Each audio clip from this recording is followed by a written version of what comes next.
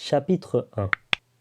À la fin de l'après-midi du 29 septembre 1759, le ciel noircit tout à coup dans la région de l'archipel Juan Fernández, à 600 km environ au large des côtes du Chili. L'équipage de la Virginie se rassembla sur le pont pour voir les petites flammes qui s'allumaient à l'extrémité des mâts et des vergues du navire. C'étaient des feux Saint-Elme, un phénomène dû à l'électricité atmosphérique et qui annonce un violent orage. Heureusement, la Virginie, sur laquelle voyageait Robinson, n'avait rien à craindre, même de la plus forte tempête. C'était une galiote hollandaise, un bateau plutôt rond, avec une mâture assez basse, donc lourd et peu rapide, mais d'une stabilité extraordinaire, par mauvais temps. Aussi, le soir, lorsque le capitaine Van Dessel vit un coup de vent faire éclater l'une des voiles comme un ballon, il ordonna à ses hommes de replier les autres voiles et de s'enfermer avec lui à l'intérieur, en attendant que ça se passe. Le seul danger qui était à craindre, c'était des récifs ou des bancs de sable, mais la carte n'indiquait rien de ce genre, et il semblait que la Virginie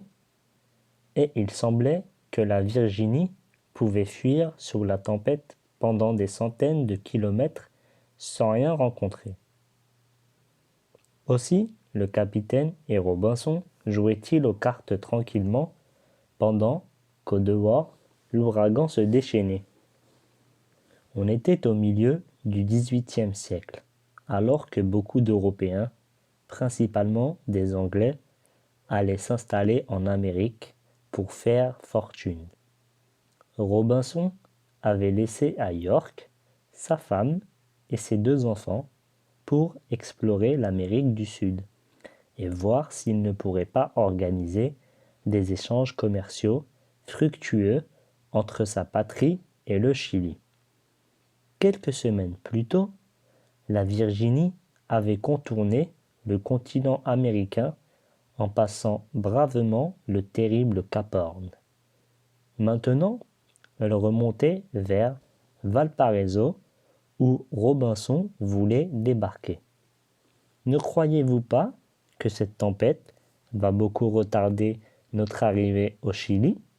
Demanda-t-il au capitaine en battant les cartes. Le capitaine le regarda avec un petit sourire ironique en caressant son verre de genièvre, son alcool préféré. Il avait beaucoup plus d'expérience que Robinson et se moquait souvent de son impatience de jeune homme.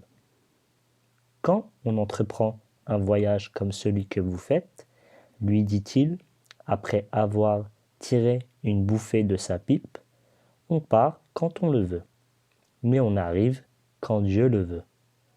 Puis il déboucha un tonnelet de bois où il gardait son tabac, et il y glissa sa longue pipe de porcelaine. Ainsi, expliqua-t-il, elle est à l'abri des chocs, et elle s'imprègne de l'odeur mielleuse du tabac. Il referma son tonnelet à tabac et se laissa aller paresseusement en arrière. « Voyez-vous, dit-il, l'avantage des tempêtes, c'est qu'elles vous libèrent de tout souci. Contre les éléments déchaînés, il n'y a rien à faire. Alors, on ne fait rien. On s'en remet au destin. » À ce moment-là, le fanal suspendu à une chaîne qui éclairait la cabine accomplit un violent arc de cercle et éclata contre le plafond. Avant que l'obscurité totale se fasse, Robinson eut encore le temps de voir le capitaine plonger la tête la première par-dessus la table. Robinson se leva et se dirigea vers la porte. Un courant d'air lui apprit qu'il n'y avait plus de porte. Ce qu'il y avait de plus terrifiant après le tangage et le roulis qui durait depuis plusieurs jours, c'était que le navire ne bougeait plus du tout. Il devait être bloqué sur un banc de sable ou sur des récifs. Dans la vague lueur de la pleine lune, balayée par des nuages, Robinson distingua sur le pont un groupe d'hommes qui s'efforçaient de mettre à l'eau un canot de sauvetage. Il se dirigeait vers eux pour les aider, quand un choc formidable ébranla le navire. Aussitôt après, une vague gigantesque croula sur le pont et balaya tout ce qui s'y trouvait, les hommes comme le matériel.